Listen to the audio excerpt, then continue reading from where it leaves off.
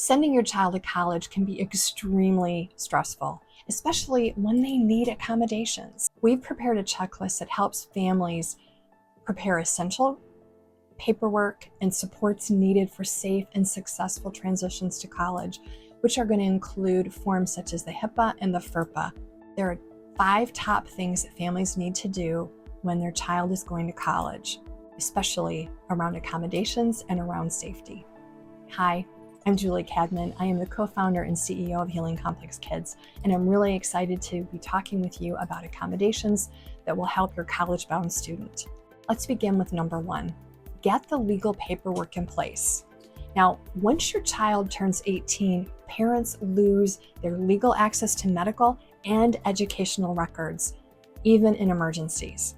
Without signed releases, your doctor or their doctor cannot legally tell you where your child is or what their medical condition is. We have a very close friend that is a medical therapist, and they live near a college town, and they have had several instances they've shared where parents have called frantically trying to locate their child, knowing that their child is in a hospital somewhere because maybe a friend or a roommate called and said, hey, they just took them by ambulance. They don't know where their child is, they don't know what's wrong, and they don't know what to do. All because they don't have a signed release form, which is called a HIPAA. Now, conversely, you also need to have a signed release form if you want to talk to your child's professor about their academic progress. They legally cannot speak to you unless your student has signed a FERPA waiver. So make sure your student signs a HIPAA, which is for medical, and a FERPA, which is for education, before they leave for school. Now, if for some reason they haven't done that, we've got you, we've got information, and we're going to share that below. But it's really important. This paperwork can be a lifeline in case something goes wrong.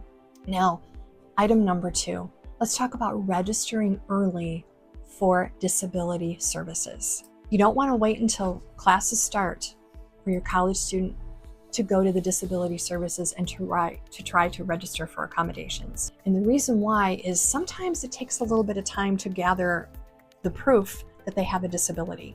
I've got here a college proof of disability checklist that we will share with you if you'd like it, but I'm going to read through some of the things that your student is going to need. First of all, they're going to need a psychoeducational or a neuropsych evaluation. That's going to be within the last 3 to 5 years, so it has to be fairly recent. And they're going to need an evaluation that documents their learning differences, whether it's ADHD, autism, or other conditions. Plus, you're going to need medical documentation. So your doctor, the therapist, psychiatrist, they're going to have to describe the diagnosis, the treatment, and the functional limitations that the student is going to be experiencing. If the information is not, I want to say, together in the last 3 to 5 years, and maybe it's older, in some cases they're going to take a letter from a qualified professional on letterhead, which is going to include the diagnosis, the impact on the daily academic life, and recommended accommodations. Sometimes you need this anyway from your doctor. They're going to, in many cases, ask your student to self-report, where they're going to be able to describe their disability, how it affects them, and what they need to be successful. If you have a copy of your IEP or 504, you can include that in the packet, but more than likely that is not going to be enough. They're going to need a lot more information. They're also going to have a disability services application, which they are going to ask you to fill out. Every college is going to have it slightly different. Some will maybe even ask for more information than what I have on this checklist, but this is a good place to start. Always make sure that you're talking with the school and you're finding out what are they looking for. You're going to make sure that your student contacts the disability services as soon as they're committed to the school. They need to submit documentation and they get to confirm what accommodations will be in place before classes begin. The next thing you're going to do is step number 3, and that is practice self-advocacy with professors. Many professors are not going to know necessarily that your young adult has a disability or that they need accommodations. So it's going to be up to them to email the professor and encourage the professor to, understand what they need and what's going on at the beginning of the semester, before the semester, easily within the first few days or the first week. explaining what the accommodations are and what that looks like for the student in the classroom. One of the things that you can do is role play what this is going to look like for your young adult.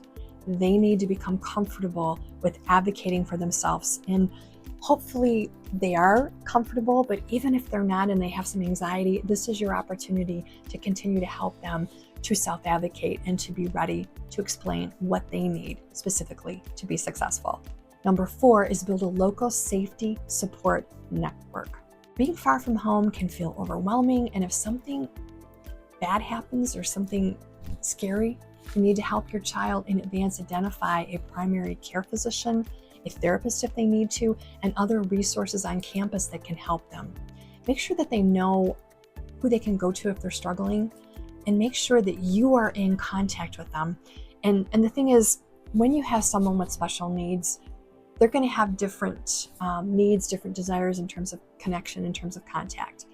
At first, it might be nightly, then it may be every few days, then it may be weekly, but you need to make sure that they're comfortable and that they know who to go to in case of emergency. And as parents, when you drop them off at college, make sure that you are gathering a list of resources that you may need in case of emergency, such as the number of the RA, the number of any housing staff numbers, security on campus. If you need them, you want to have those numbers available. You don't want to wait until there's an emergency and you're scrambling trying to find it.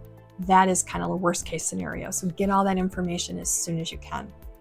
And number 5, normalize their diagnosis. Make sure you're normalizing their diagnosis and don't let them hide it. If they have autism, ADD, or any disability, students who try to fly under the radar, they often struggle in silence until it's too late. Please encourage your student to accept and use their accommodations as a tool for success, not as something to be ashamed of. They need to have these accommodations in place. They may not use or need all of them, but it's important to have them in place. And I'll tell you a quick story of something that happened to a student that we tried to help, and it was literally right before graduation. There was a young man who had autism. He had never gone to the disability services. He had never applied for accommodations. He was masking his symptoms, and he didn't want people to know he had autism. In fact, he said, "Autism is my dirty little secret, and I don't want people to know." Because he didn't let people know, he was in a situation as a student where he was literally failing. He needed additional accommodations, and the teacher who was in charge of his student teaching was not aware of it, was not aware of any additional or extra support that he needed. They had no idea that accommodations were needed. So make sure that you're helping them in that area. Families that take these 5 steps, they're setting their child up for success, for independence, and they're reducing the risk of preventable crises. Thank you so much for spending these few minutes here with me today. I know how overwhelming it can feel when you have a young adult that's going off to college, especially when they have special needs and they need accommodations and you're just not sure what to do. If this information was helpful, please make sure that you follow us on Instagram and Facebook and YouTube. There's going to be a lot more information and tips and resources coming out, so you don't want to miss it. And secondly, I have 2 checklists that we want to give you today. If you comment checklist below, we have the College Proof of Disability checklist, which is going to show you what you need to prove the disability so you can get your appropriate accommodations. And then we also have the College Success checklist for families, which is going to include helpful free resources like the HIPAA release form and the FERPA waiver, which I told you we had you, and we do. Just comment checklist below, and we will include those free resources for you because we want you and your child to be successful. Let's take this next step together. Make sure you follow us at Healing Complex Kids on Instagram, YouTube, and Facebook.